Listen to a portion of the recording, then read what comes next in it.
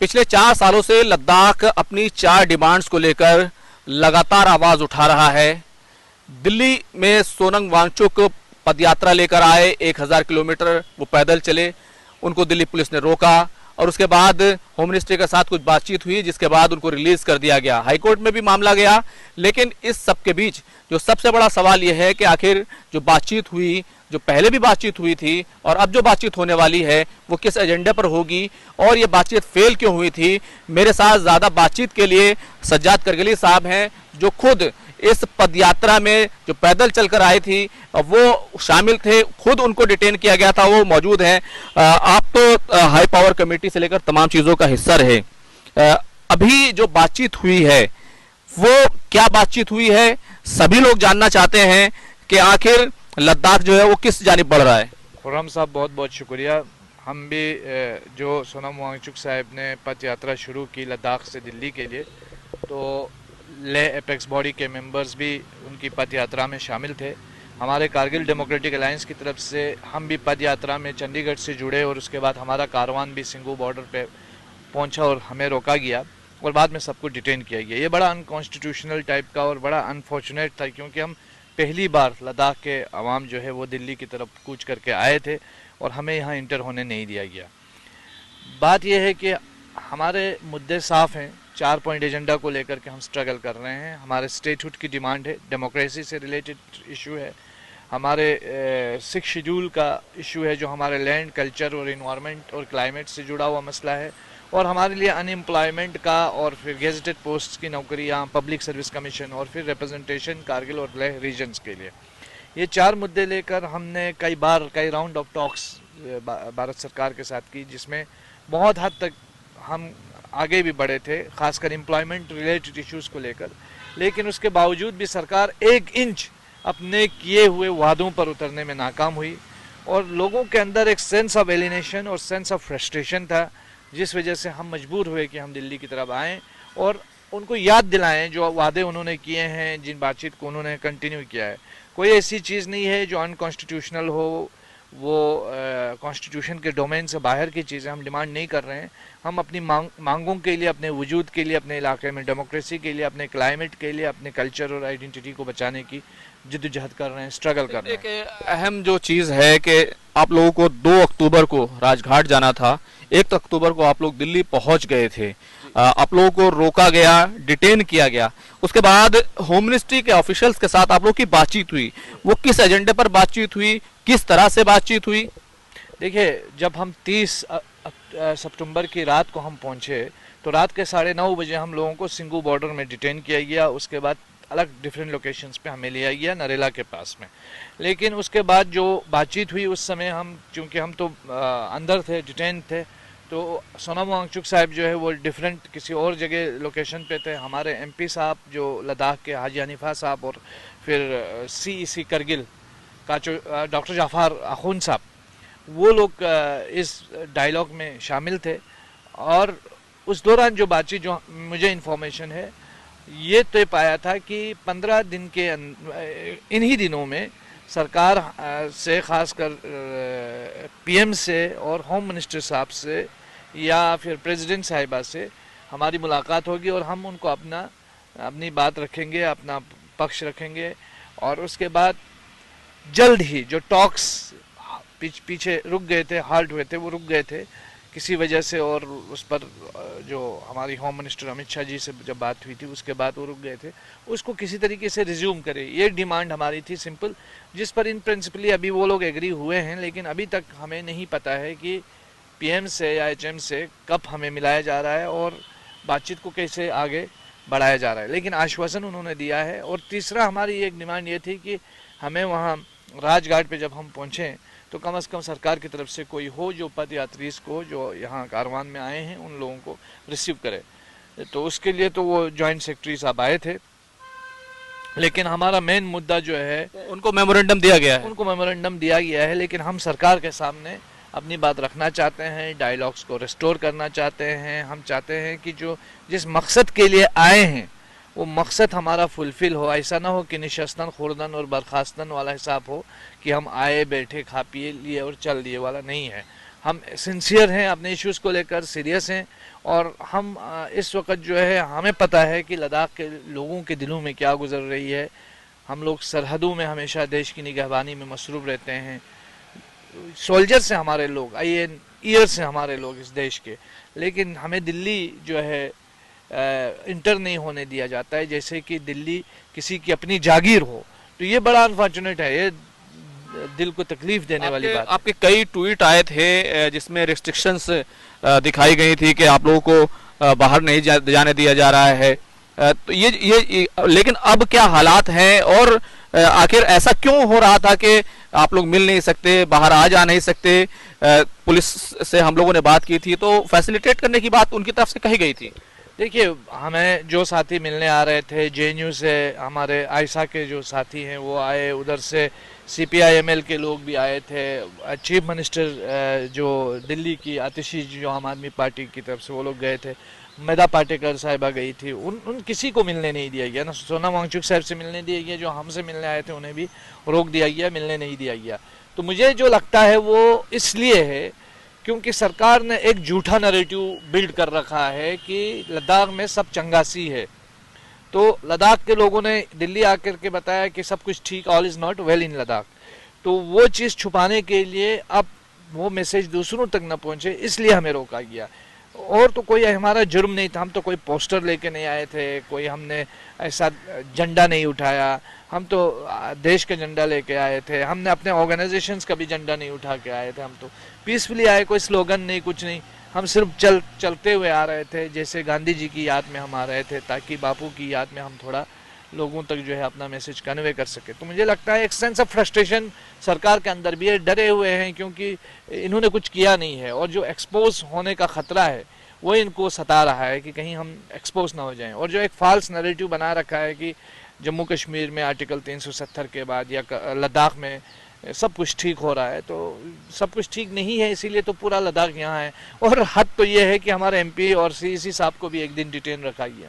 लेकिन आपने जम्मू कश्मीर की बात की, क्या जम्मू कश्मीर से लद्दाख ने अलग होने की डिमांड नहीं की थी? आप जो बात कर रहे हैं, क्या जम्मू कश्मीर के साथ लद्दाख क्या उतना अच्छा नहीं था जितना अब अलग होने के बाद है कि वो बिल्कुल अलग हो गया, जो डिमांड थी वो पूरी हो गई? देखिए, जम्मू कश्मीर से खासकर में लद्दाख में अलग एक सोच थी, खासकर हमारे लेह में जो हमारे जो साथी हैं वो लोग डिमांड कर रहे थे कि वो जम्मू कश्मीर से अलग हों, यूटी दिया जाए, लेकिन यूटी विद लेजिस्लेचर दिया जाए। हम लोग कारगिल में हमारा बिल्कुल डिफरेंट पॉइंट ऑफ व्यू था, हम चाहते थे कि हम जम्मू कश्मीर का बंटवारा ही ना हो, आर्टिकल 370 ना हटे। और मैं समझता हूँ जो ईस्ट वाइल स्टेट था हमारा जम्मू कश्मीर का, उसमें 370 के लिए सबसे ज़्यादा जो प्रोटेस्ट कहीं हुए हैं तो वो कारगिल में हुए हैं।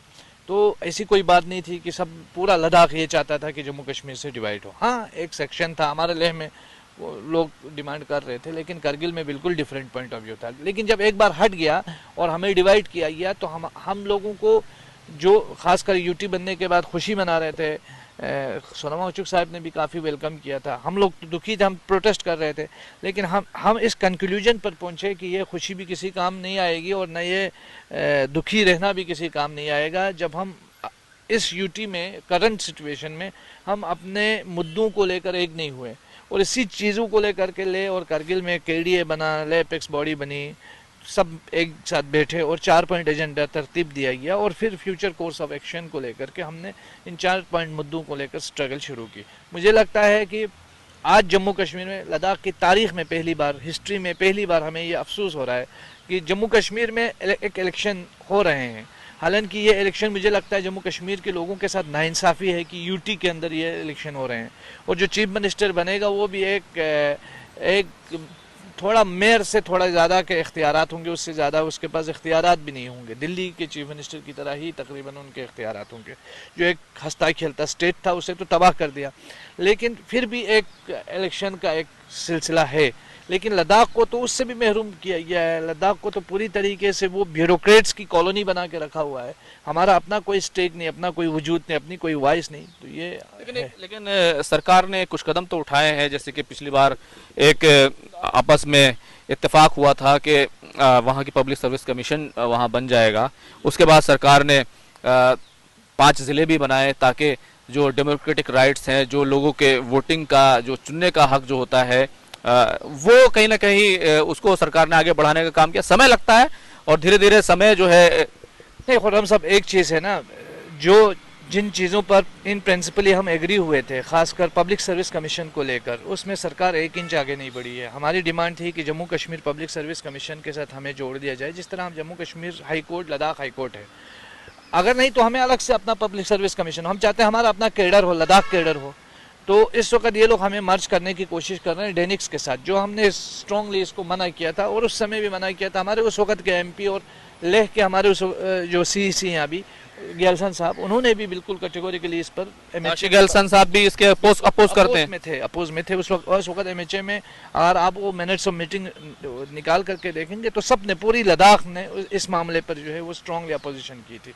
रही बात डिस्ट्रिक्ट क्रिएशन की, तो मैं समझता हूँ कि जब तक आपके पास अपनी असेंबली, देखिए हम चाहते हैं स्टेटहुड, हम स्टेटहुड अगर हमें मिलेगा हम खुद अपने डिस्ट्रिक्ट्स खुद बना सकते हैं, है ना, हम अपनी बाउंड्रीज को खुद खींच सकते हैं। ये तो एक ब्यूरोक्रेसी के कंट्रोल के लिए एक नया लेयर क्रिएट करने के अलावा कुछ नहीं है, क्योंकि जब तक पब्लिक के हाथ में अपना फैसला करने का हक ना हो, अपने लिए पॉलिसी बनाने का हक ना हो, तो डिस्ट्रिक्ट्स और बाउंड्रीज बना के सिर्फ ब्यूरोक्रेट्स को फैसिलिटेट करने के अलावा पब्लिक को उससे क्या हासिल होगा। एक new creation of a new layer of यह है ब्यूरोक्रेटिक कंट्रोल है। ब्यूरोक्रेसी का कंट्रोल को मजीद मजबूत करने के लिए ये डिस्ट्रिक्ट्स का क़याम अमल में लाया गया है।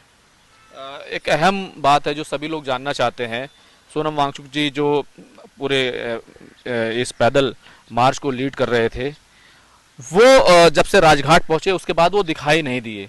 सभी लोग ये जानना चाहते हैं कि वो कहाँ हैं, वो सामने क्यों नहीं आ रहे हैं। जब सरकार के साथ एक सहमति भी बन गई है तो वो बात क्यों नहीं कर रहे हैं। वो यहीं पे लद्दाख भवन में है। कल उन्होंने, बहुत सारे मीडिया वाले आए, उनसे मिलने की कोशिश की, लेकिन उनको मिलने नहीं दिया गया। हालांकि हाईकोर्ट के डिसीजन के बाद भी उनको रोका गया और आज का नहीं पता कि उन्हें मिलने दिया जाएगा नहीं दिया जाएगा, लेकिन मुझे उम्मीद है कि आज शाम को या कल सुबह तक वो ज़रूर प्रेस मीडिया के साथ बात करेंगे। अब आगे की जो रणनीति है वो क्या होगी? क्या एक बात जो कही गई थी कि वजीर आजम से मिलेंगे, प्रधानमंत्री से मिलेंगे, गृह मंत्री अमित शाह से मिलेंगे, तो उसका एजेंडा क्या होगा? देखिए, अभी तो एजेंडा तो वहीं 4 पॉइंट एजेंडा है, इससे अलावा कोई हमारा एजेंडा नहीं जिससे भी मिलना पड़े। दूसरी बात यह है कि जो भी प्लान होगा फ्यूचर कोर्स ऑफ एक्शन, वो एपेक्स बॉडी के डीए, सोनम वांगचुक साहब, सब लोग, मतलब जितने भी लोग हैं, वो बैठेंगे, तय करेंगे एक अपना जो भी प्रोग्राम होगा, वो सबका यूनानिमस डिसीजन होगा। एक जो अहम बात आती है कि 6 शेड्यूल की बहुत ज़्यादा बात की जाती है। 6 शेड्यूल की इतनी बात क्यों की जाती है? और ख़ासतौर से सोनम वांगचुक जो एनवायरमेंटलिस्ट है वो ख़ासतौर से इसकी बात करते हैं, वो ग्लेशियर्स की बात करते हैं। लद्दाख में ऐसा क्या बदलाव हो रहा है जिसकी वजह से 6 शेड्यूल ऐसा लगता है लद्दाख को कि वो उसके लिए जो है जीने मरने का सवाल बन गया है? देखिए, 6 शेड्यूल एक्चुअली लद्दाखियों ने शुरू नहीं किया। 6 शेड्यूल बीजेपी ने अपने घोषणा पत्र में लिखा कि हम आपको 6 शेड्यूल देंगे। ये लोगों से वादा करके वोट लिया उन्होंने 2019 में भी और 2020 में भी, ठीक है। उसके बाद लद्दाखियों ने तलाश करना शुरू किया कि ये 6 शेड्यूल क्या है, तो पता लगा कि बहुत अच्छा है, कॉन्स्टिट्यूशनल एक प्रोविजन है। क्योंकि इसमें एक तो लद्दाख की जो ट्राइबल पॉपुलेशन है वो 90% से भी ज़्यादा है। जो ट्राइबल्स के हुकूक हैं, ख़ासकर हमारे जो रीति रिवाज हैं, हमारे ट्रेडिशंस हैं, हमारे कस्टमरी लॉज हैं, और फिर डिस्ट्रिक्ट ऑटोनोमस काउंसिल्स हैं, इनका क़याम लाना, मुझे लगता है उससे डिसेंट्रलाइज होगा पावर, हर एरिया को अपने डिसीजंस लेने का इख्तियार मिलेगा। लेकिन ये 6 शेड्यूल भी इनकम्प्लीट है जब तक स्टेटहुड ना हो, जब तक आपकी अपनी असेंबली ना हो। तो इसीलिए हम बार बार ये बताते हैं कि 6 शेड्यूल एंड स्टेटहुड हमारे मेन मुद्दे हैं। तो इन दोनों मुद्दों को हल करना ज़रूरी है और ये सरकार का अपना वादा है कि 6 शेड्यूल लद्दाख को दिया जाएगा। और दूसरी मैं एक बात बताऊं कि आर्टिकल 370-35A था, तो 70 साल में लद्दाख को कभी ये फील नहीं हुआ कि हमारा कल्चर तबाह हो रहा है, हमारे ग्लेशियर्स पिघल रहे हैं, हमारी लैंग्वेज ख़त्म हो रही है, हमारी ऑटोनॉमी ख़त्म हो रही है, ठीक है। लेकिन क्योंकि 370 का बैरियर और 35A का बैरियर जो आप बताते हैं, सरकार बताती है कि एक बहुत बड़ी प्रॉब्लम थी, ये प्रॉब्लम जब हट गई बकौल सरकार के, तो अब हमारे पास कोई ऐसा सेफगार्ड नहीं है। वो एक ओपन, एक ऐसी चीज़ बन गई। अभी आप देखें जिन एरियाज़ में डिस्ट्रिक्ट दिया गया है, मुझे खुशी है कि उन एरियाज़ को चलिए वो एडमिनिस्ट्रेटिव एक सेटअप मिल गया है, लेकिन मेरा खदशा ये है कि एक तो ये ब्यूरोक्रेसी का कंट्रोल के से आगे बढ़े, लोगों को भी राइट्स मिले। दूसरा ये है कि जहाँ जहाँ इन्होंने डिस्ट्रिक्ट दिए हैं वहाँ वहाँ आप देखें ज़मीनें खाली हैं, तो ये ज़मीनों का भी खेल है बहुत बड़ा कि इन ज़मीनों को कैसे हथियाया जाए, क्योंकि इससे पहले हमने देखा डिजिटलाइजेशन हुआ, लैंड डिजिटलाइजेशन, वो भी प्रॉपर तरीके से नहीं हुआ, और उसके बाद इंडस्ट्रियल पॉलिसी इन्होंने इंट्रोड्यूस की जिसमें स्टेक होल्डर से पूछा ही नहीं गया, और इंडस्ट्रियल पॉलिसी में सबसे बड़ा जो मुझे एक अहम सवाल जो पूरे हिंदुस्तान के लोग खासतौर से जम्मू कश्मीर को लेकर करते थे, स्पेशल स्टेटस दिया गया है, अब लद्दाख को क्यों स्पेशल ये चीज़ें चाहिए? जिस तरह उत्तर प्रदेश है, हरियाणा है या दूसरे जो स्टेट हैं, बराबरी के साथ लद्दाख क्यों नहीं रह सकता? देखिए ना, मैं आपको एक चीज़ बताता हूँ, 6 शेड्यूल सिर्फ लद्दाख के लिए ही नहीं है। 6 शेड्यूल आप देखें नॉर्थ ईस्ट के बहुत सारे एरियाज के 370 की बात कर रहे हैं। 370 भी दे ना, हम तो चाहते हैं कि यूपी को भी 370 मिले, फेडरल स्ट्रक्चर मजबूत हो। मैं आपको एक चीज़ बताऊंगा, इस दुनिया में सबसे बड़ी ताकत कौन सी है? United states of America. मुख्तलिफ स्टेट्स हैं और हर स्टेट का अपना एक कॉन्स्टिट्यूशन है, हर स्टेट का अपना एक फेडरल स्ट्रक्चर है। उससे क्या कमज़ोर होता है मुल्क? फेडरल स्ट्रक्चर से मुल्क मजबूत होता है, क्योंकि लोगों के अपने हाथ में पावर्स होते हैं, इख्तियार बढ़ता है और उससे मजबूती बढ़ी आ जाती है। तो ऐसा नहीं है कि फेडरल स्ट्रक्चर के कमज़ोर होने से मुल्क मजबूत होता है, नहीं। जब आप राजा महाराजाओं की दौर की तरह अगर आप सेंटर से सब कुछ कंट्रोल करने की कोशिश करोगे, उससे लोगों के अंदर ट्रस्ट डिफिसिट पैदा होता है। हम चाहते हैं कि सरकार और आवाम एक साथ चलें। अब जो मंत्री चुन के आए हैं अपने अपनी कॉन्स्टिट्यूएंसी से, वो चाहते हैं कि अपने क्षेत्र में तो इलेक्शन हो, हम चुन के आ जाएं, लेकिन दूसरे के इलाके में हम यूनियन टेरिटरी दें और ये बताएं कि ये सबसे अच्छा है आपके लिए। अच्छा, यूटी बनने के बाद जो डेमोक्रेटिक राइट्स की बात की जाती है, वो किस हद तक कम हुए हैं? उसमें कितनी कमी आई है? क्योंकि हिल डेवलपमेंट काउंसिल्स तो है वहाँ पर, कुछ जिले बना रहे हैं, कुछ नहीं, और हिल डेवलपमेंट काउंसिल और बन जाएंगी, लेकिन आप लोग असेंबली पर जोर देते हैं, नई पार्लियामेंट्री कॉन्स्टिट्यूंसी पर जोर देते हैं, ऐसा क्यों? देखिए, कोई कॉन्स्टिट्यूशनल बॉडी नहीं है हिल काउंसिल, ये एक स्टेटूटरी बॉडी है और इसके इख्तियारात अभी बहुत हद तक ख़त्म हो चुके हैं। इसके वो पावर्स नहीं है जो पहले थे। पहले थे का मतलब क्या है? पहले जब जम्मू कश्मीर एस्ट वाइल स्टेट में थे तो डिस्ट्रिक्ट के अंदर कोई भी प्लान बनता था, कोई भी पॉलिसी मुरतब होती थी, कोई भी डिसीजन होता था, कोई ट्रांसफ़र का इशू होता था, या आप फंड डिसबर्स की बात होती थी, उसमें पूरा इख्तियार था। अभी क्या है कि सेक्रेटरीज और हिल काउंसिल के बीच में जो है वो बिजनेस रूल का पता नहीं है कि कौन किसको चलाएगा, कौन किसका मातहत है। कितने एमएलए लद्दाख से होते थे और कितने एमएलसी होते थे? 2 एमएलए जो है करगिल से, 2 एमएलए लेह से, 4, और 2 एक member of legislative council Kargil से, 1 लेह से, कुल मिला के 6 लोग होते थे। और ये 6 लोग, एक जो एमएलए करगिल का होता था उसका इतना तो पावर होता था कि लखनपुर से लेकर चुशूल तक कम से कम वो अपने पावर्स को एक्सरसाइज करता था। पहली चीज़ तो हमारे पावर्स अब लिमिटेड हो गए लद्दाख यूटी के अंदर।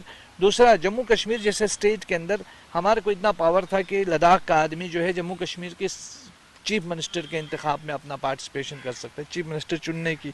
और कई मौके ऐसे भी आए हैं कि लद्दाख के ही मेंबर ऑफ लेजिस्लेटिव असेंबली की वजह से जम्मू कश्मीर में हुकूमत गिरी भी है और बनी भी है। तो इतना तो हमारा रोल था। आज के डेट में हम बात करते हैं गिलगित बल्तिस्तान में डेमोक्रेसी नहीं है, फिलाना जगह में डेमोक्रेसी नहीं है, हम तो डेमोक्रेसी की बात करते हैं। तो सवाल ये है कि हमारे पास कौन सी डेमोक्रेसी है? हम भी तो अनडेमोक्रेटिक एक सेटअप में रह रहे हैं जहां दिल्ली का नुमाइंदा जो है, हालांकि हमारे बहुत अच्छे रिलेशन है एलजी साहब से और जितने भी ब्यूरोक्रेट्स वहाँ हैं, व्यक्तिगत जाति कोई हमारी प्रॉब्लम नहीं है, लेकिन हम इस सेटअप और इस आइडिया के हक में नहीं है कि जो हमें जो है सेंटर से कंट्रोल किया जाए। अब ये इत्तेफाक हुआ है कि बातचीत शुरू होगी, कब तक बातचीत शुरू हो जाएगी? ये तो सरकार ही बताएगी। हम तो उम्मीद लगाए बैठे हैं, अभी इस वक्त लद्दाख भवन में है। सरकार को ये तय करना है कि बातचीत कब रिस्टोर होगी। हम नहीं चाहते हैं, देखिए, हम नहीं चाहते हैं कि इतने दूर दूर जगहों से अपना सारा रिसोर्स, टाइम और लोगों को लेकर के यहाँ आए, प्रदर्शन करें। हमें शौक़ नहीं है, हमें कोई कल्चर भी ऐसा बनाना नहीं है कि हमारी पहचान प्रोटेस्ट से हो। हम बहुत पीसफुल लोग हैं, पीस लविंग लोग हैं, सब जानते हैं। और ख़ासकर डिफेंस से रिलेटेड जितने भी एक्सपर्ट्स हैं, आप उनसे बात करें तो वो आपको बताएंगे। लेकिन हम चाहते हैं कि जो भी सोल्यूशन हो वो लद्दाख के लोगों के साथ हो, और जिन मुद्दों पे हम आगे बढ़े हैं उनको एग्जीक्यूट किया जाए और आइंदा बातचीत को पॉजिटिव तरीके से कंक्लूजन तक पहुंचा जाए। लद्दाख में डेमोक्रेसी, स्टेटहुड, 6 शेड्यूल और एम्प्लॉयमेंट और रिप्रेजेंटेशन के इशू को एड्रेस किया जाए ताकि हम पीसफुली और खुशी खुशी रह सकें। अब सरकार जो है नागा में जो मिलिटेंट्स हैं उनके साथ अगर बात कर सकती है तो लद्दाख के लोगों से बात करने को क्या बात है। देखिए यहाँ बाबा राम रहीम को पेरोल पे छोड़ा जाता है और सोनम वांगचुक और हम लोगों को जो है वो बंद किया जाता है। ये कौन सी डेमोक्रेसी है? तो मजाक है डेमोक्रेसी का। चलिए खैर, अपना इतना वक्त देने के लिए बहुत बहुत शुक्रिया। तो सरकार की तरफ से इस बात पर सहमति हो गई है, जल्द ही बात शुरू होगी। हाई पावर कमेटी पिछली बार बनी थी, एक लंबी बातचीत हुई थी, कई दौर की बातचीत हुई थी। उसके बाद एक पॉइंट पर इत्तेफाक हुआ था कि लद्दाख में जो रोजगार का मसला है, यानी पब्लिक सर्विस कमीशन है, नौकरियों का मसला है, उसको लेकर एक सहमति बन गई थी कि उसको बनाया जाएगा। लेकिन उस पर आगे सरकार नहीं बढ़ पाई। बहुत सारे लोकसभा इलेक्शंस हुए और अलग अलग स्टेट्स में भी इलेक्शंस होते रहे। लेकिन अब फिर से बातचीत शुरू होने की बात है। उम्मीद की जानी चाहिए कि जल्दी हाई पावर कमेटी का एक बार फिर से नोटिफिकेशन आएगा और जो बातचीत जो है एक बार फिर से शुरू होगी और लद्दाख को भी वैसे ही डेमोक्रेटिक राइट्स और बराबरी का दर्जा मिलेगा जैसे दूसरे स्टेट को हासिल है। खुर्रम शहजाद, न्यूज़ 18, दिल्ली।